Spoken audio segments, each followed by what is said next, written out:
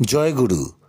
পরম প্রেমময় শ্রী শ্রী ঠাকুরের রাতুল চরণে শতকোটি প্রণাম জানিয়ে আজ আমি চলার সাথী গ্রন্থ থেকে সৃজন প্রগতির বাণী সংখ্যা 2 পাঠ এবং ব্যাখ্যা করছি। কম্পিত কল সৃজন উৎস সেই স্ফুটবাক, বিজৃম্ভিত সম্বেগে আত্মবিচ্ছুরণে সহ সম্পদে ভাস বিস্ফোরণে বহুদা প্রকটে পর্যবসিত হইয়াও তাহাই থাকিলেন অব্যক্তেরই বুকে। কিন্তু সে স্পন্দনে ব্যক্ত বিমুখ সাড়া দিল না। এই বাণীটির মাধ্যমে শ্রী শ্রী ঠাকুর সৃষ্টির শক্তি, মানব মনের উদ্ভাবনী ক্ষমতা ও অন্তর্নিহিত প্রেরণার কথা তুলে ধরেছেন। কম্পিত কল সৃজন উৎস সেই স্ফুটবাক।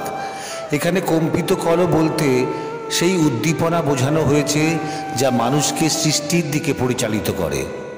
এটি সেই সৃজন উৎস বা সৃষ্টির উৎস যেখান থেকে অনুপ্রেরণামূলক শব্দ বের হয় বা স্ফুটিত হয়। বিজৃম্ভিত সম্বেগে আত্মবিচ্ছুরণে।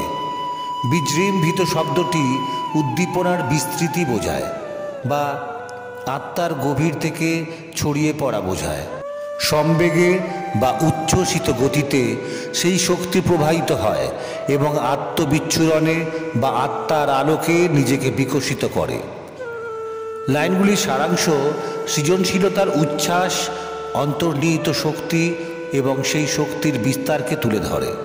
সহ সম্পদে ভাস বিস্ফোরণে বহুদা প্রকটে পর্যবসিত হইয়াও তাহাই থাকিলেন অব্যক্তেরই বুকে। এই লাইনগুলোতে মানব মনের গভীরতা ও সৃষ্টির শক্তিকে বোঝাতে চেয়েছেন।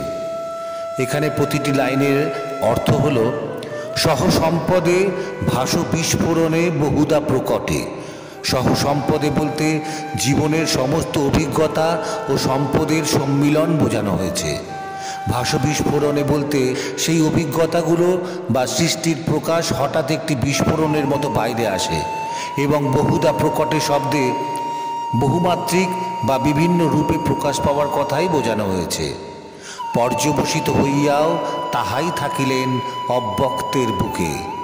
এখানে বলা হয়েছে যে সকল প্রকাশ, বহুমুখী বিস্ফোরণ এবং অভিব্যক্তির পরেও সেই উৎস বা সৃষ্টির শক্তি এক রহস্যময় অব্যক্ত অবস্থায় মনের গভীরে থেকে যায়।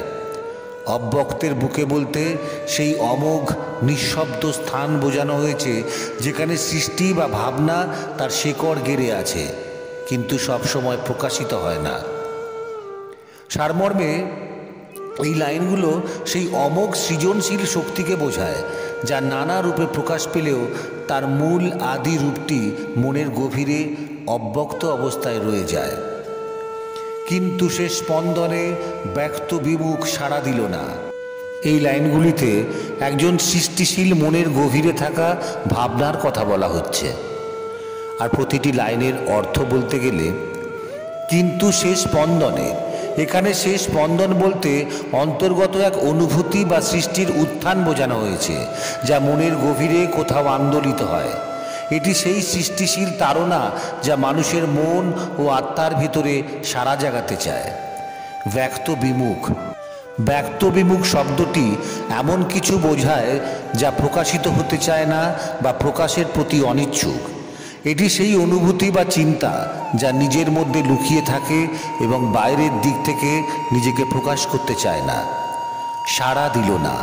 এই লাইনে বোঝানো হচ্ছে সেই অভ্যন্তরীণ অনুভূতি কোনো সাড়া দেয়নি বা বাইরে আসেনি, অর্থাৎ মনের ভেতরে থাকা সৃষ্টিশীল স্পন্দন অব্যক্ত থেকে গেছে, প্রকাশিত হয়নি বা অন্যদের কাছে পৌঁছয়নি। সারসংক্ষেপে এই লাইনগুলো বোঝায় যে মনের গভীর কোনো অনুভূতি বা সৃজনশীল তাড়না অনুভূত হলেও তা প্রকাশের দিকে ঝোঁকেনি এবং নীরবে অপ্রকাশিত অবস্থায় রয়ে গেছে। ঠাকুরের এই বাণীটির ব্যাখ্যা এবং পাঠ যদি আপনাদের ভালো লাগে তাহলে লাইক, শেয়ার এবং কমেন্ট করবেন। আর যারা নতুন দেখছেন তারা অবশ্যই সাবস্ক্রাইব বাটনটি প্রেস করে আমার পাশে থাকবেন। ভালো থাকবেন। জয় গুরু।